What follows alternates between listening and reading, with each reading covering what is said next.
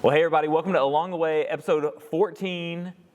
I'm TJ. And I'm David. And we're the pastors here at the Grove in Moncks Corner, South Carolina. I got my Moncks Corner shirt on. Dude, look at you representing. I'm wearing a Gravedigger shirt today. My house is inundated with monster trucks. Oh yeah, I guess Brooks is kind of fascinated right now. Right? Oh my gosh, he loves monster trucks. Does every little boy go through a monster truck phase? Probably so. I'm sure I did. I feel like I had like the Hot Wheels Gravedigger at some point, way back in the past. Yeah, we're monster trucks and Spider-Man right now is our entire household. So. Hey man, that's pretty solid. Pretty solid. So we're going through a book kind of alongside our sermon series for the year. It's Mark Moore's Core 52, and today we're doing chapter 40, God's Solution to Racism. Good morning. Yeah, good light topic to start off. And it might seem like an unusual topic to hit in the midst of some of the other issues we've gone through recently, which seem a lot maybe at the surface more theological in nature. Right. And this seems like a more of a cultural issue. But I know we both share the conviction that everything ultimately is a theological issue. Sure. There's a spiritual component to everything we go through because our faith needs to guide us and shape us in all that we think. And certainly when it comes to issues like racism and prejudice, but particularly because of the book of the Bible that we're going through right now in our sermon series, the book of Acts, that was a huge hurdle in the early history of the church. And so that's why we felt like it would be appropriate to hit in this part of the sermon series. And but because it can be such a difficult topic and there's a lot of tension surrounding it, we didn't feel like it was appropriate to jump in with hey, what's the cool fun story you have about racism? Right. But I did tell TJ, I said, and also as we begin this conversation, we want to acknowledge we're two white guys who've grown up in the American South. Mm-hmm. There's not a lot, I would say, that either of us have ever faced when it comes to somebody limiting us or directing any kind of hatred towards us because of the culture in which we've grown up in. And so we want to be sensitive to that. Our experience is not like everybody else's experience. And so really what we want to do today is really kind of draw back to the Word as we always want to. And the question was, what is God's answer? What is God's solution to the issues of racism and prejudice? But the one story I do have of hearing a racial slur, I was telling TJ earlier, I said, I didn't even realize it was happening when it happened. That just kind of shows the little experience that either of us have ever had with it. There was a baseball team back in the early 20th century that played out of Atlanta called the Georgia Crackers. And I was the only grandchild of my family. I think I'm the only grandchild that was actually born in Georgia, certainly raised in Georgia. And so my granddad always affectionately would call me a Georgia Cracker. Had no concept that cracker was a racial slur that could be used towards white people until I was in college. And somebody called me that one day as I was walking across a parking lot. And again, it still didn't register that they were meaning it in a derogatory way until one of my friends told me. So the one time I guess I experienced it, I didn't even realize I was experiencing it in the time. So that just shows the little amount that we have experienced it personally. So again, we're not trying to share our story or somebody else's story. We're really trying to bring it back to the scriptures and to see how what the potential of racism and prejudice had for blocking the spread of the gospel early on. Yeah, absolutely. And I love there's some statements that'll probably be made today about how if you follow Jesus and you read the words of Jesus and the teachings of Jesus and everything that he commanded us to do, you can't avoid this topic of racism. Right. And just the fact that the gospel was designed to cross these cultural boundaries. Yeah, absolutely. So the first question of the chapter is, what is the Christian solution to racism? We live in a time where certainly I think the awareness of racism and institutional racism or systematic racism, those are topics that often get used and thrown around to the point where sometimes it's even kind of hard to define, or when you're in a conversation with somebody, what exactly do you mean by that? Or how do you define what that is? I think in some ways our nation, our culture has come a long way from where we certainly were, and we're selling our 250th anniversary this year as a country. Where we were at the beginning of our country to where we are today, our country has come a long way. Clearly there's still a lot of work left to be done. But we're coming at this not just as American citizens, we're coming at this as part of the kingdom of God. Right. And so that is the very essence of how we're going to address the question, what is the Christian solution to racism? And I appreciate something that Mark says in the very beginning of this chapter when he says, from the eyes of heaven, there's only one race, that's the human race. But out of that race, there are many nations. And I guess I would use the word nation in quotation marks because nations doesn't simply just refer to a country that has established borders.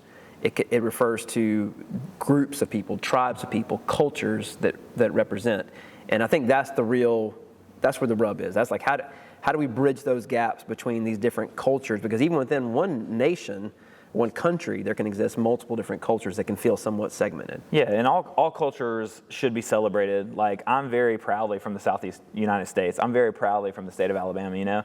And somebody has to be. Exactly, bro. But, you know, I have one of my really good friends now. He's from the Northeast, and we talk about, like, the differences in our cultures all the time. About even, like, I should have texted him and asked him, what we call a buggy, he calls something I think is ridiculous. I can't even remember the word he used for it, because it's so, but we're not saying that you shouldn't celebrate your culture, but it's like this respect of those cultures. We're not trying to, like, I hate to use the term whitewash, but like eliminate culture so that we're all like worshiping the same or acting the same or talking the same, but how the gospel is relevant for each culture separately. Mark talks about in the Old Testament how there were two really significant events that divided people into different, quote, nations and cultures, and that those things should be celebrated, one being Noah's sons when they dispersed, and the other being the Tower of Babel. Yeah. And just for those of you watching who are not from the Southeast, let me translate for TJ. When he said buggy, he's talking about a shopping cart. Yeah, sorry.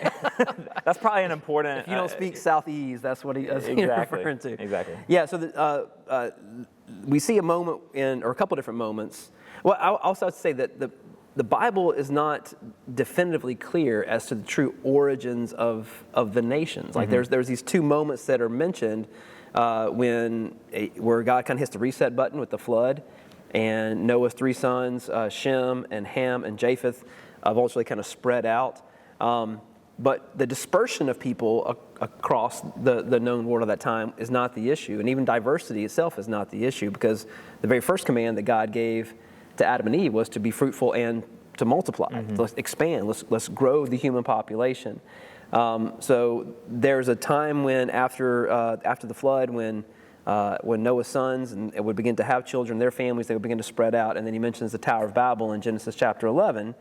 And in that story, there was a moment where God had already made the commitment, I'm never going to destroy humanity again. But he was frustrated because as more generations were emerging, they were repeating some of the same mistakes again of forgetting to worship God, forgetting to honor him, building cultures and achieving different feats of architecture and engineering, but doing so in a way that was more about glorifying themselves rather than glorifying him or centering their cultures upon him.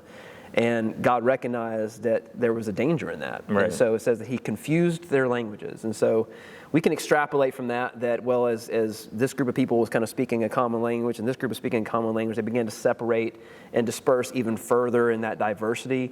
And from that, nations, tribes, cultures, languages began to separate and to spread out. But again, diversity was not the problem. Dispersion was not the problem. Dominance was the problem. Right. When one nation, one culture looks at another culture and says, well, it's not just different, but mine's better than yours. Right. Mine's more special than yours is. Mine's more sophisticated than yours is. That when we have these differences and I look at your differences, weaknesses, and my differences as strengths, then I'm placing myself in position above you. And that never honors God, because all of us are created in his image. And the Old Testament kind of the time period of the Old Testament set itself up for this to be like a prevalent issue. Obviously, it's easy to talk about the other cultures that would come in and wage war against the Israelites, but you also have to look at the Israelites too. I mean, there was a certain level of arrogance that came along with knowing that they were God's chosen people. That now the way they looked at that was different, right? Like we know now that as God's chosen people, that didn't mean that the Israelites were better or more exalted, but they were just the ones in which God would use to bring about his plan of salvation, which is Jesus. But when you get to the New Testament, you see that their culture had used that as a dividing wall against other cultures throughout history. Yeah, and the reason that we picked this particular chapter to go with, it's going to air on Monday, be posted on Monday morning after our sermon on Sunday, is the sermon I'm preaching on Sunday is covering Acts chapters 9 and 10. And Acts chapter 10 in particular is that moment where Peter goes to the house of Cornelius, a Roman centurion. And it's the first time when the gospel is given to someone who was overtly a Gentile.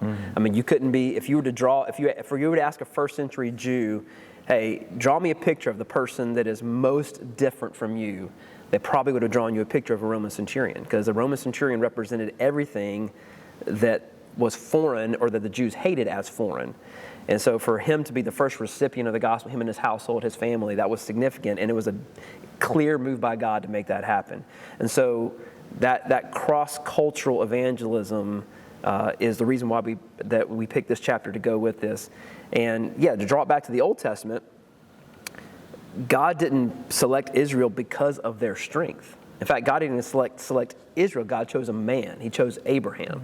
And what pleased God about Abraham was Abraham's faith. Now, even Abraham's faith journey was not a straight line. There were some ups and downs in that journey. But as Abraham grew in his faith, he was called a friend of God, and it was credited to him as righteousness because he would keep believing and trusting in God. God made a covenant with Abraham.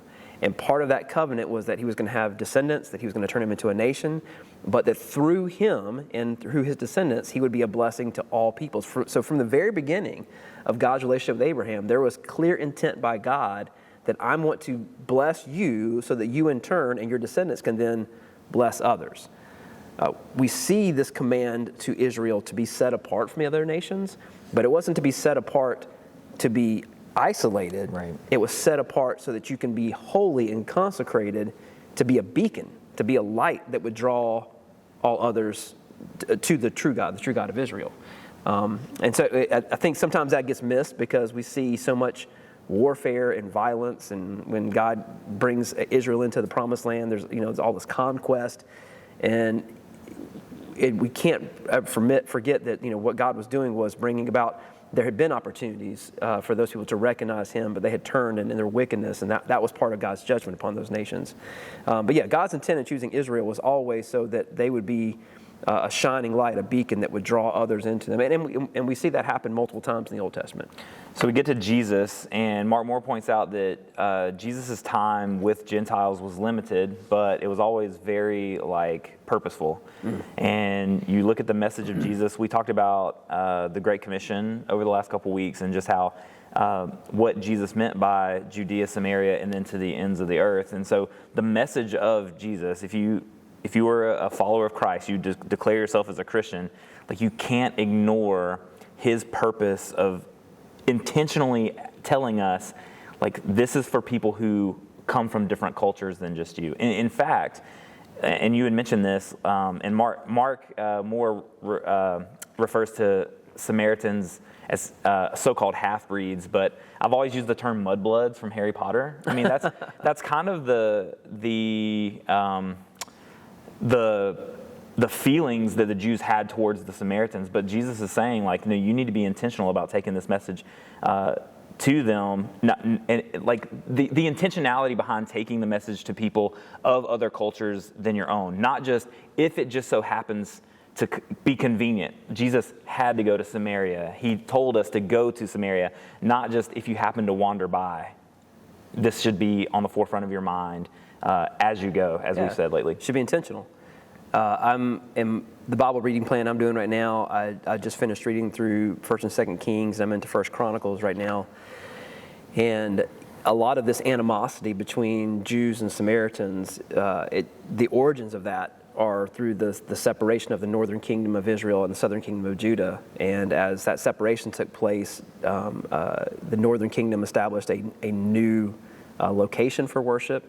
But that worship, there was never a good king that reigned in the northern kingdom of Israel, and it's said frequently that they would draw people, they would lead the people into idolatry, and so that viewpoint of the Jews, which we get the word Jew from, Judah, was that they had forsaken God, that they had mixed and mingled their worship of God with other gods, and so there was this viewpoint of almost looking down upon them, we share a common heritage, but you guys treated that heritage like it didn't matter. Right. And so that's where a lot of that prejudice, that prejudgment that still existed by the time of the first century when Jesus was here on earth, why that existed. Yeah. And so when Jesus gave those marching orders to the church that we've hit upon frequently in this series on Acts of, you're going to start in Jerusalem, they're going to expand to Judea and Samaria, that a very intentional language by Jesus say, okay, you're going to share the gospel, not just, Jerusalem's where you're at. Judea is the area around you and the people that are like you, but Samaria is that region of people that are around you that are not like you. And that preaches and speaks to us today as well. As we live here in Moncks Corner in Berkeley County, there are people that might share a lot of the same characteristics, whether that be speaking the same language, having the same talents same interests and passions. It could be skin color, it could be backgrounds, it could be all this kind of thing. Might be things that are very similar that you have, but there's going to be a lot of people in our community that are very different. And the fact that Jesus intentionally said, you're going to be my witnesses to Judea and Samaria. And frequently in the Gospels, when we see Jesus either deal directly with somebody who's a Samaritan, like the woman at the well you mentioned, or in one of his most well-known stories, the parable of the Good Samaritan. Who does he intentionally make the hero in that story? Right. A Samaritan. In fact, the villains of that story are the priest and the Levite, these two Jewish holy men who should have known better. Right. And so everything that Jesus did, even though he spent most of the time here on earth traveling amongst the people of Israel, we can see that Jesus is already planting the foundation for the intention of the church. In fact, I started making a list of people who we might, if we were a first century Jew, we would have been kind of surprised and shocked that Jesus would have connected with. There was a centurion who came up to Jesus one time and said, hey, I've got this servant in my home. Really, he's more like a son to me. And he came to Jesus looking for healing. Jesus was ready to go to the man's house to enter into the home of a Gentile, which was completely unheard of. Right. But the centurion said, no, I'm not worthy for you to come into my home, but I know what a command is, I know what authority is, and if you just say the word, I know he'll be healed. And what Jesus said about this guy was that he had not found such faith in all of Israel. In fact, the scriptures say that he was amazed by the centurion's faith. You think how impressive that's got to be to amaze Jesus. So, that's the Roman centurion. There's a Syrophoenician woman who came to ask for healing for her daughter one time. And in that encounter, almost like Jesus, it seems like he's putting her off, but her humility shows her desperation. And he's overwhelmed by that, and he responds to her need. We already mentioned the Samaritan woman at the well. Even the way that Jesus interacts with Pilate. Pilate, who has this opportunity to free him or condemn him, when Jesus appears before King Herod and all those trials, he doesn't even speak to Herod, but he acknowledges that Pilate has authority. Matthew and Zacchaeus, they were Jews, but they were tax collectors. Right. They would have been excluded from worship in the synagogue, and yet Jesus called one of them to be one of his followers and disciples. He went into the home of Zacchaeus and had lunch with him. So Jesus was clearly being intentional and laying this groundwork for us. And then, of course, he makes it very clear in both the Great Commission, his strategy we get in the book of Acts, that his desire is to make disciples of all nations, all people. I think it's easy to read stories like that and put ourselves as the hero in the story. Like if we talk about the Good Samaritan story, to say like, oh, well, I would, of course I would have helped the guy out that's different than me, or I wouldn't only help people who are like me. But Mark Moore has a quote that says, to deny that we have some prejudice is probably more arrogant than any of us can afford to be. And I remember I spent some time at a Methodist church. I'm not Methodist, I never have been, I never will be, but the pastor there had a quote, and he was quoting someone else, and I don't remember the original quote.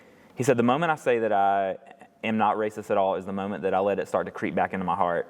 And I've always admired that quote, because it is something that, as a white guy in the South, I've never felt like I had to pay close attention to, but that I do have African American friends and friends of other nationalities that I want to make sure that I'm not doing anything or ignoring something that might be really upsetting or pressing to them. Like, it can be easy, like when you're around friends, to let your guard down. That's one thing, but when I'm representing Christ out in the community, even as diverse, like Moncks Corner is becoming more and more diverse every single day.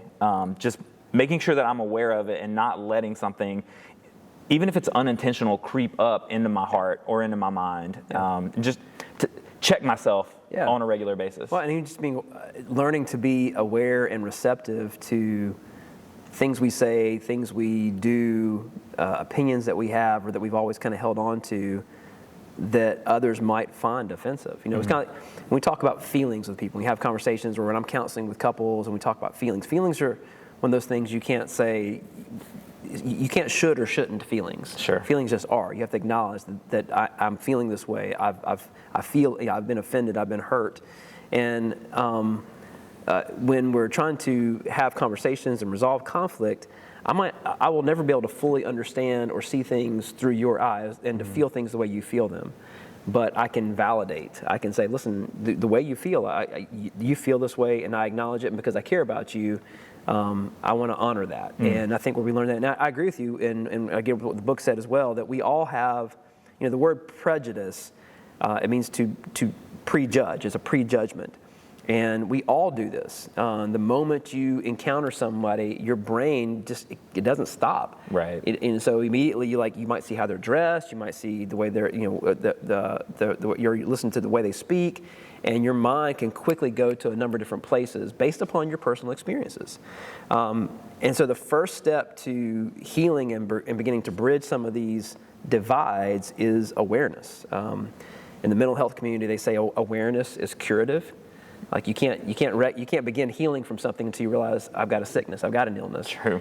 And so that the awareness of this feeling that I have, this opinion that I've made, this assumption that I've created is based upon my previous experience. I've got to own that. I've got to take it captive, as the Bible tells us. Take every thought captive, make it obedient to Christ. Well, this is what I think based upon my experiences. But what would Jesus think? How would Jesus see them? How would Jesus encounter them? How would Jesus react to them? And that's the real step of somebody that's seeking to grow in their faith and to become more Christ-like, is we can see and treat others the way that Jesus would. Yeah, and so when we talk about the New Testament, we're talking about Acts specifically. I like how Mark points out that in each of these situations, as Peter is traveling, he's going into different people's homes, he's or even Paul talking to different cultures, just how uncomfortable they might have been having to be a part of other cultures in order to preach the gospel. And so that was kind of convicting to me, because I never, you know, you read through Acts and you read they're sitting in these people's houses and you're just like, yeah, they were fired up about the gospel, like going to everybody's house where they were invited, preaching, seeing results, like that sounds awesome. But putting it into perspective of, oh no, they're sitting in people's homes who fundamentally think and feel and worship differently than them. Maybe even like their food culture, that Paul even speaks to food culture at one point, like how their food culture might be. You ever go to someone's house and then they make something and you're like, should I eat? Like, I don't want to offend you by not eating this. You know, like all of these like little things that you don't think about could have been, I don't want to say an issue, but something that they had to internally get over in order to share the gospel with those people. Oh yeah, anytime I go to anybody's house for the first time, whatever they put in front of me, I'm going to eat, which means I have stomach. Some of y'all know how picky I can be about especially certain vegetables or salad or stuff like that. But yeah, I will not offend somebody. So I have downed a lot of green beans in my time just because I didn't want to offend anybody. And I think it's also neat that we see there's a journey that's taking place. And we've already been through the first several books of Acts in the sermon series, and you can see the wall starting to come down. We covered Acts 6 last week when there was the controversy between the Greek-speaking widows and the Hebrew-speaking widows, and feeling like they were being left out. And I love the way that the church resolved it. They said, listen, we're going to find not just people that are good organizationally, but we're going to find men who are full of the Spirit and wisdom to oversee this important ministry. But there was also a wisdom in who they chose. They chose men that were known, that were identified by their Greek names, as a way to say to these Greek-speaking widows, listen, you're seen, you're heard. There was just wisdom in that. And then we talked about Philip going, you know, when the church was scattered through persecution, where did he go? He went to the region of Samaria. You know, that was, a tough place for a Jew to do ministry, but man, he listened to the Holy Spirit. And then Peter and John came there later to authenticate and to confirm the good work that was doing. And in some ways, they were actually motivated by their former protege, Philip, to do the very thing he was doing. It was like, hey, maybe we should be doing the same thing as well. And they began to preach and teach in that area. You mentioned, and we're going to get into that this Sunday, with the house that Peter was staying in Acts chapter 9. Before that moment with Cornelius, you already see the walls coming down. He was staying in the home of a tanner. The very work that this man, Simon the tanner, did would have made him ceremonially unclean to stay in at home. And so you're seeing, and these first several chapters of the book of Acts, we have to remember these are taking place over several years. Right. It was a slow process. Maybe it took longer than it needed to. Maybe it took the time it was supposed to. But we could see a process of the church beginning to more fully embrace the true vision of the gospel, and that is to not let anything become the barrier or the wall that's going to divide. Right. So as we watch this journey through the book of Acts, I think there's some takeaways for us today as the church here in 2026. We've already talked about recognizing that racism and prejudice is real. Mm-hmm. Some people live in denial of that, and I agree with you. I think there's an arrogance and a pride that's growing in us when we say, "Wait, man, I don't have racism. I don't have prejudice." No, we all do. We are all, as human beings, we are all incapable of completely separating ourselves from thoughts that we already developed, not simply based upon race or ethnicity, but again, about anyone that might be culturally different from us in any way. Right. We're going to have a thought, and the awareness of that thought, the capturing of the thought, and the making it obedient to Christ. That's we have to bring everything back to under the lordship of Jesus. It's a big deal to God that we learn how to overcome this, and that we learn how to see and treat other people the way Jesus would. And again, I think that maybe the most important lesson is this idea of this inter-ethnic evangelism is, if we're not about that, we are not being faithful to the Great Commission, mm-hmm. to go and make disciples of all nations, all people, all cultures, and then the strategy that Jesus gave to the church of Jerusalem, Judea, Samaria, into the earth. That doesn't leave anybody out. Right. And so, and also recognizing that every human being that we encounter is somebody that was made as an image bearer of God. And so many times we're about drawing lines. There's us versus them. We do that ethnically, racially. We do it politically. Oh yeah. We do it through music preferences. The way people dress, and we've got to move beyond that us versus them and more of an us for them, because from the eyes of heaven, there are only two types of people on the planet: those who are walking with Christ and those who need to be. Yeah. And so that's the way that the Church of Christ has to respond. Yeah, I highlighted Mark's quote. He says, "Anyone irritated by multiculturalism will be miserable in heaven," which is that's such like a mic drop statement, because there's not only going to be southeastern white Christian conservatives in heaven, right? Like if that were all I ever saw myself around or being part of, or a group I would be part of, like when I get to heaven, I love that phrase, like there's going to be a lot of disappointed people in heaven, because there's going to be a lot of people not like you, that didn't think like you or believe like you or look like you, And there's not going to be sections of heaven. Exactly. There's not going to be denominations in heaven. There's the fact that if in a couple verses, I think, to speak to that in the New Testament, there's a passage in Philippians chapter 2 when Paul's writing the letter there to the Philippian church, and like in the middle of the letter, he kind of breaks into a song, and we don't know if it's a song that was sung in the early church, or maybe it's just a kind of a little poem that Paul was writing as part of the letter, but he talks about that moment when Christ comes back, and it says every tongue and every tribe and every nation mm-hmm. will praise the risen Christ. And then the vision we get in Revelations chapter 7, where John writes there, a great multitude of from every nation, all tribes and peoples and languages, crying out in one voice, salvation belongs to our God who sits on the throne. And so, if being among people who are different from you, but who love the same Jesus is uncomfortable for you here, then you might be disappointed with what heaven is being. Right. And part of our vision here, when we talk about the thrive, we used intentional language there, that we feel like God's vision for us as to grow is that we would thrive in a vibrant, so full of the life that Christ gives us, diverse fellowship of disciples. And diverse can mean racially and ethnically. That's certainly what we want it to mean. It can mean chronologically, intergenerationally. We don't want to be a church of all older people or all younger people. There's a strength that comes from intergenerational worship and growing together. Socioeconomically, different interests, talents, all those sorts of things. We definitely want as a church here at the Grove, we want to be a church that reflects what we feel like heaven's going to look like. Yeah. Mark points out that in order for, I'm going to go backwards in order. In order for a church to basically function like how we want to function as the Grove, there has to be a Barnabas. This individual must be full of the Holy Spirit and respected in the communities that are serving together. And I have two friends that I would want to shout out in this section that are crushing it in that. The first one is my friend Brandon. He lives in Southeast Atlanta. I had the opportunity to do ministry in Southeast Atlanta, and if you're not going to do ministry well in Southeast Atlanta if you are racist, because it is very diverse, highly multicultural, highly. And I would say his church is probably the best example of like a multicultural church, like split probably close to 50-50, where his worship team, like he's the worship leader, a white guy, the rest of his worship team are African American, and then like he'll like send me the songs that they're doing, and it's just so cool. He's like, yeah, we added like this different piano part or this different drum part because it better represents the culture of the church.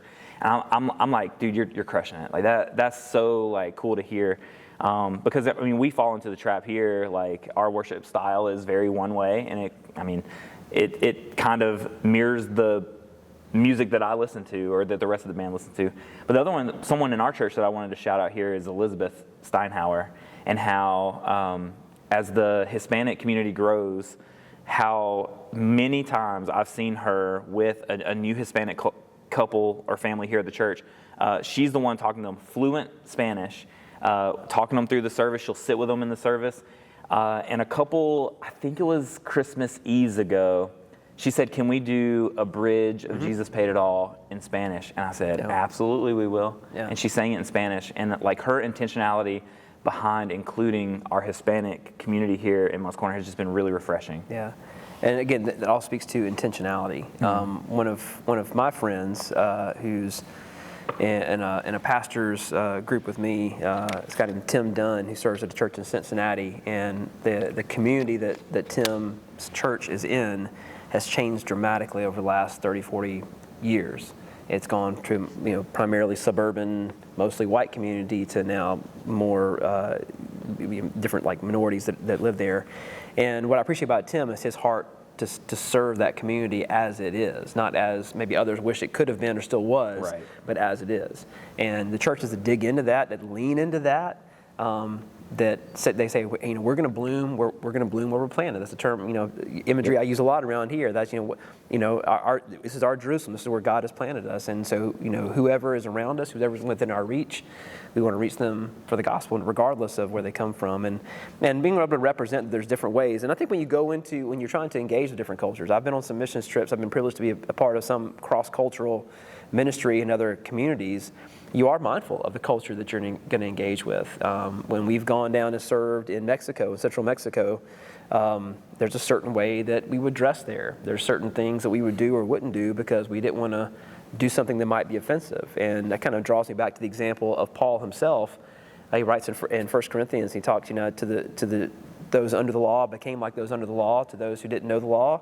I acted, lived, and served among them. He didn't violate any of his principles or God's commands. But basically, it says, I'm going to do whatever it takes to build bridges, to find common ground, to find touch points with any culture, so that by doing these things, he said, that I might save some. That I'm going to be intentional about trying to bridge those gaps. And I appreciate people that have that heart. I think we'd also be kind of foolish for us to deny that the culture we're raised in doesn't influence some of that. Like where and how I might feel most comfortable worshiping. I mentioned this Sunday when I was talking worship. Like I didn't grow up in a church where being expressive in worship was normal. Right. In fact, I can still remember the first time a family was in our church and they were raising their hands in worship, and people were like, oh, some of those charismatic people have gotten in the door, And I didn't grow up in that culture, like having that model for me. But and so it was uncomfortable for me when I was younger.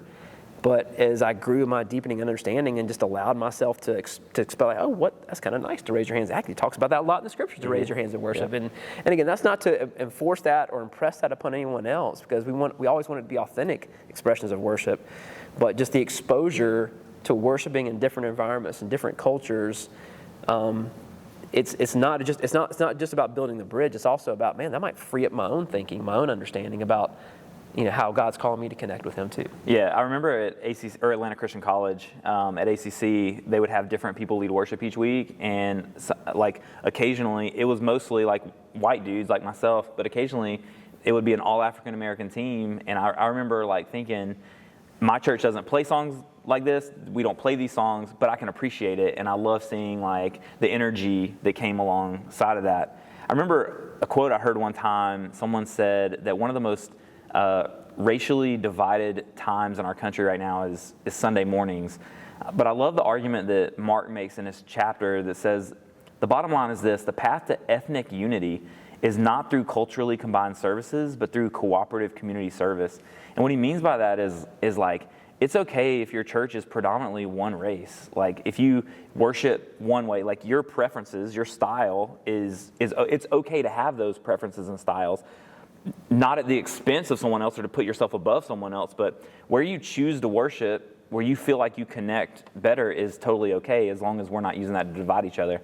My cousin she has an African American friend on Instagram, and she said, I want what she's got. She's always happy. She's always uplifting. She's always like just in this really positive mindset. What makes her different?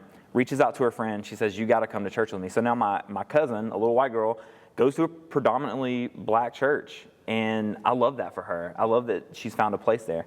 My favorite pastor to listen to, other than David, of course, is Philip Anthony Mitchell at 2819 Church in Atlanta, a black guy who speaks with more authority than I've heard any speaker in my life speak with, And so I just think it's important to not be so hard on people of where you choose to worship, as long as you're not using that to divide the team. We're all on the same team here. Yeah. I think that comes back to the heart of your heart to reach anyone and everyone, and to do whatever it takes to be willing to be culturally relevant. It's like to speak the language of the culture, where God has planted you, where God has led you, and the truth, the message never changes, but that there's a flexibility with the methods, so that just as Paul said, by some means we may reach some, right? And intentionality behind it, because Jesus definitely, as we see the Holy Spirit moving through the book of Acts, there was a clear movement by God, because the church was being resistant, whether that was intentionally resistant or just it took a long time to break free from that tradition, those mindsets, those prejudgments they had. There had to be a work of the Spirit to lead them in this direction. And even to the point where when Peter shows up at Cornelius' house, he's like, oh, I get it now. I get it that God shows no favoritism. And like it was like finally a wake-up call for Peter, leader of the church, one of the leaders of the church at that time, to see that. One of the scriptures that Mark references in the chapter that I think is really significant comes from Ephesians chapter 2. And in Ephesians chapter 2, Paul is writing to the church there in Ephesus and talking about how through Jesus Christ, the walls, the barriers that we've created as humanity, that Jesus destroys them all. And he has absorbed the sin of all mankind, and he has taken away those dividing walls of hostility. And he talks about those who are near and those who are far away. That's primarily referring to both Jew and Gentile. Those who were near, meaning that God had chosen Israel, he had given them his law, but they're in their spiritual pride, they probably felt like, we're God's favorites because of the history we've had here. So, they were near. Those who were far away were the Gentiles, or the quote unquote sinners we read about, that knew they were far from God. But the point that Paul makes there is that all of them, those who were near and far, were all equally in need of God's grace that only comes through the person of Jesus. So that the church is called to be very intentional, and this idea of racial reconciliation is definitely something that is worth fighting for, and to do what we can to be on the front foot of that when it comes to the example that we set in the world, where things can be still so divisive, that we're leading the cause to break free from the us versus them mentality and truly get back into an us for them. He referenced one more verse in James chapter 4, verse 7, where he said, James writing to the early church says, the person who knows the right thing to do and fails to do it, for him it is sin. And when I label someone, or I put someone in a box, or I begin to view them as any less than me, or less valuable, less worthy, or certainly somebody that I'm not willing to go and engage with in a relationship with, no matter what that reason might be, I am not fulfilling the very clear command that my Lord and Savior has given to me. Absolutely. And the last thing I highlighted in the chapter is where he says, if we'll focus on Jesus, we'll inevitably be brought together. And I mean, my last takeaway is at the end of the chapter, he says, there's two places in our culture where racism has failed to gain significant traction. And he said it's the battlefield and the playing field. Yeah. Neither of us have ever served in the military. We have a high regard for those who do and who have. And I've definitely ministered to and counseled with enough active duty and veterans to know, there's a bond that's created, that whole band of brothers mentality, when you are willing to put your life in the life of somebody else.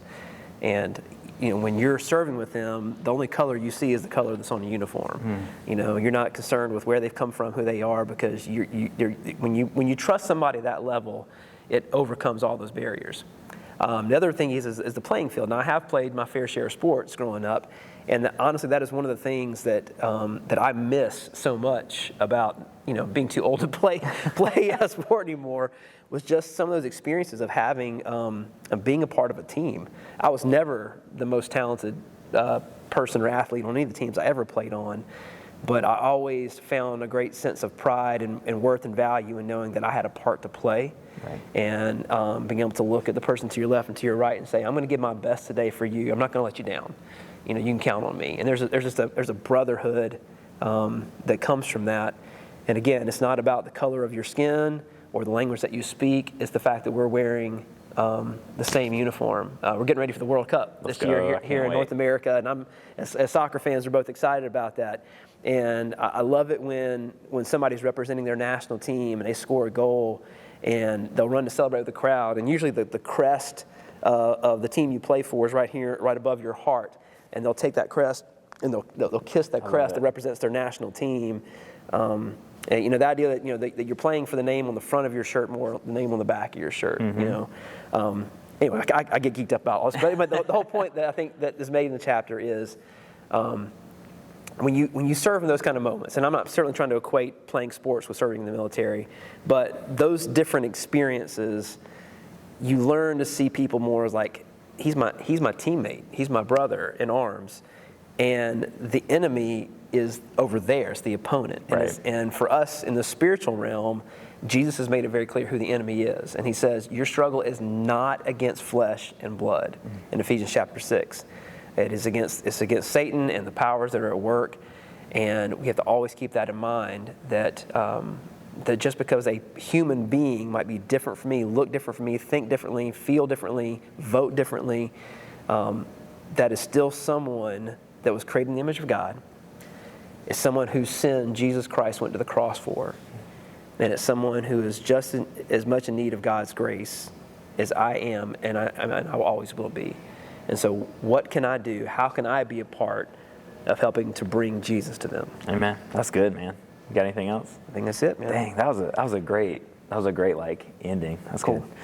Well, as always, guys, thank y'all so much for watching these episodes. We're really enjoying making them. And if you have any thoughts or comments just to kind of go along with what we're talking about today, or maybe a question you want us to elaborate on something a little bit more, drop it down in the comments below, and we'll get to it on a future episode of Along the Way. But until then, we'll see you guys on the next one. Everyone take care. Hope to see you soon.